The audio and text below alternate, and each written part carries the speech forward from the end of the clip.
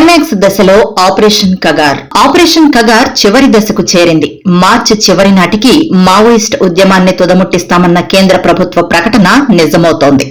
కగార్ రెండవ దఫా ఆపరేషన్ కూడా ఫలితమిస్తోంది. మావోయిస్ట్ పార్టీకి మరో భారీ ఎదురుదెబ్బ తగిలింది. ఆపరేషన్ కగార్లో కీలక పరిణామం చోటు చేసుకుంది.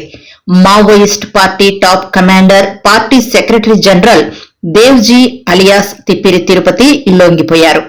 కేంద్ర కమిటీ సభ్యుడు రాజిరెడ్డి సహా 16 మందితో కలిసి ఆయన తెలంగాణ ఎస్ఐబి ముందు లొంగిపోయారు. మార్చి 31 నాటికి నక్సలిజాన్ని అంతం చేస్తామన్న కేంద్రం దేవ్, రాజిరెడ్డి టార్గెట్ గా ఇటీవల ఆపరేషన్ కగార్ 2 చేపట్టింది. ఈ క్రమంలోనే వారిద్దరూ తాజాగా లొంగిపోయారు.